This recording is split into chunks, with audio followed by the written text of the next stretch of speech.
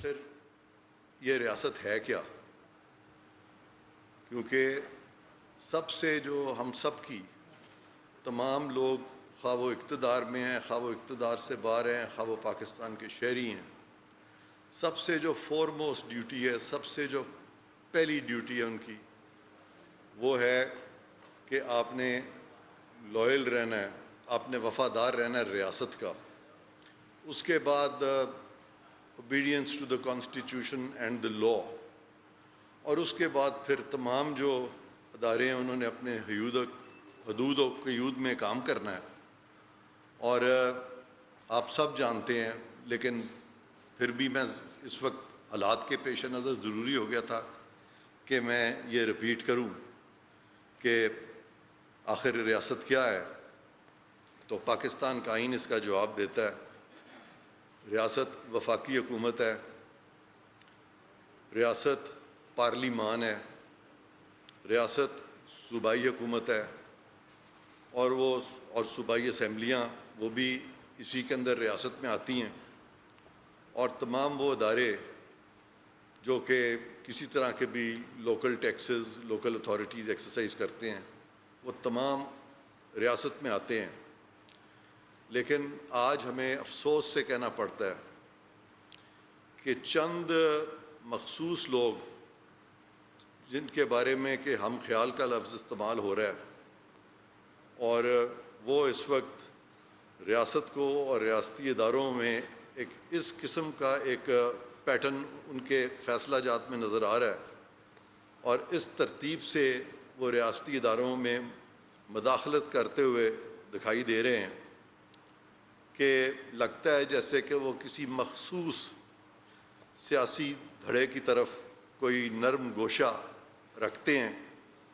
اور یہ وہ سیاسی دھڑا ہے جو ریاست کے اداروں کو بشمول افواج پاکستان کو کمزور کرنے کی کوشش میں لگا ہوا تھا اب سے چند دن پہلے. اور اسی وجہ سے اس سیاسی دھڑے کے اپنے لوگ یا اپنے ہی رفقا کار وہ ان کو چھوڑ کے انہوں نے کنارہ کشی اختیار کر لی ہے. لیکن ابھی بھی یہ چند ہم خیال جج صاحبان جو ہیں وہ اپنے فیصلوں سے اس دھڑے کی طرف ایک نرم گوشہ رکھتے ہوئے آج بھی نظر آ رہے ہیں. تو مختلف اہم مقدمات کی سماعت کے دوران یہ سوال اکثر کیا جاتا ہے کہ حکومت کیا کر رہی ہے. آگے یہ بھی سوال کیا جاتا ہے کہ قانون سازی میں ہم سے پہلے مشاورت کیوں نہیں کر لی جاتی.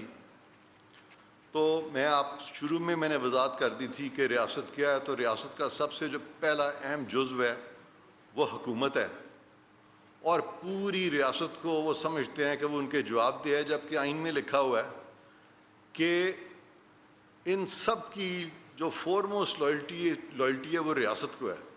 تو اس کو میں ذرا کلیریفائی اس لیے کرنا چاہتا ہوں کہ اگر کوئی مقدمہ لگتا ہے اور اس میں کوئی ریاستی اہلکار جو ہے وہ فریق ہے، یا اس کا کوئی کانڈکٹ سامنے آتا ہے جو کانڈکٹ قانون کے مطابق نہیں ہے، تو عدالت کو بالکل حق ہے کہ اس کے خلاف سٹرکچر پاس کرے، اس کے خلاف احکامات جاری کرے کہ قانونی کارروائی کی جائے.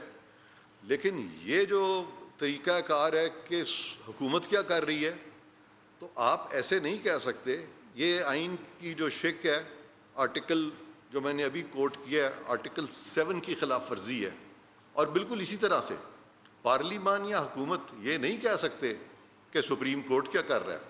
ہاں، اگر سپریم کورٹ میں چند مخصوص جج صاحبان نظر آئیں کہ وہ آئینی حدود یا قانونی حدود و قیود کو پامال کر رہے ہیں یا ان کی وائلیٹ کر رہے ہیں، اس کے اندر نہیں رہ رہے، تو بالکل ان کا بھی ذکر کیا جا سکتا ہے تاکہ ان کو بھی قانون کے دائرے میں لایا جائے. قانون سے تو کوئی بڑا نہیں ہے، یہ جو ایک آئین سے بھی کوئی بڑا نہیں ہے. اس طرح کا زوم ہونا، خیال ہونا کہ آئین ہمیں دستک دے رہا ہے اور ہم آئین سے بڑے ہیں، تو یہ سوچ جو ہے یہ غیر آئینی سوچ ہے، یہ آئین کے منافی سوچ ہے. اور کوئی بھی اگر اس طرح کی سوچ رکھے گا تو پاکستان کے ہر شہری کا، ہر سٹیزن کا فرض ہے کہ وہ یہ باور کرائے کہ یہ سوچ جو ہے وہ آئین کے مطابق نہیں ہے. ہم سب آئین کے تابع ہیں. آئین ہمارے تابع نہیں ہے کہ آئین ہمیں وہاں سے دستک دے گا اور پھر ہم شو کریں گے کہ ہم آئین سے بڑے ہیں. تو خدا را ہم آئین سے بڑے نہیں ہیں. تو یہ جو دوسرا منطق جو دیا جا رہا ہے کہ ابھی ریسنٹلی 2 کیسز چل رہے ہیں, اس میں میں نے ابھی پیچھے فالو کیا کہ اٹارنی جنرل صاحب کو یہ کہا گیا کہ جی یہ جو قانون سازی ہوتی ہے ہم سے پہلے مشاورت کیوں نہیں کر لی جاتی. آپ سب جانتے ہیں کہ قانون سازی تو پارلیمان کا استحقاق ہے. قانون سازی کا عدلیہ سے تو کوئی تعلق نہیں ہے. عدلیہ سے جب قانون بن جاتا ہے تو عدلیہ کے پاس 2 رستے ہوتے ہیں. ایک یہ ہوتا ہے کہ وہ اس قانون کے آگے سر تسلیم خم ہو جائے, اور دوسرا یہ ہوتا ہے کہ اگر وہ قانون جو بن گیا ہے اگر وہ کسی طرح سے بھی آئین کی کسی شق سے منافی ہے تو وہ پوائنٹ آؤٹ کریں کہ جی یہ شق جو ہے یہ آپ نے وائلیٹ کر دی ہے, اس قانون کو لہٰذا ہم سیٹ اسائیڈ کرتے ہیں. عدلیہ کے پاس اختیار ہے, وہ ہائی کورٹ کے پاس بھی ہے ریٹ آف سرشررائی میں, اور وہ سپریم کورٹ کے پاس بھی ہے. لیکن یہ اس طرح کے معاملے جو ہیں بجائے اس کے کہ یہ ہائی کورٹ میں جائیں, یہ سارے کے سارے اب سپریم کورٹ میں جا رہے ہیں. اور یہ جو 184(3) کی جورسڈکشن ہے اس پہ بھی سپریم کورٹ کے اپنے ججز کے اندر سے آوازیں اٹھی ہیں کہ آپ اس کے کوئی پیرامیٹرز طے کریں, اس کا کوئی کرائٹیریا طے کریں کہ یہ جو سرشررائی کی ریٹ ہے وہ تو وہ شخص کر سکتا ہے جو ڈائریکٹلی ایگریوڈ ہو. یہ ڈائریکٹلی 184(3) میں پورا لا چیلنج ہو گیا, اور یہ 2 جو نئے قوانین آئے ہیں ان کو اس طرح سے چیلنج کر دیا گیا. تو پھر یہ کہ ہم سے مشورہ پہلے کیا جائے, یعنی سپریم کورٹ سے مشورہ کیا جائے کہ پارلیمان نے قانون کیا بنانا ہے. میں آپ سب سے پوچھتا ہوں کہ کیا پارلیمان جو ہے وہ سپریم کورٹ کے چند ججز کے تابع ہے؟ یہ سپریم کورٹ کی بات نہیں, یہ چند ججز کی بات ہے, کیونکہ سپریم کورٹ کے اندر سے فیصلے ہوئے ہیں جو کہ انہوں نے تحفظات کا اظہار کیا ہے کہ جس طرح سے یہ بینچز بنے ہیں اور جس طرح سے پک اینڈ چوز ہوا ہے. تو لہٰذا یہ کہنا کہ ریاست جو ہے یعنی پارلیمان جو ہے ہم سے پہلے مشورہ, پارلیمان ریاست ہے, عدالت کا ذکر کہیں نہیں ہے ریاست میں. پارلیمان ریاست ہے, حکومت ریاست ہے, عدالت کا ذکر ریاست کے اندر اس طرح سے نہیں ہے. تو عدالت تو تابع ہے, لیکن یہاں پہ عدالت میں کچھ لوگ جو ہیں ان کا مائنڈ سیٹ ایسے ہے, وہ سمجھتے ہیں کہ ہم ریاست سے بھی اوپر ہیں, ہم آئین سے بھی اوپر ہیں, ہم سب سے اوپر ہیں.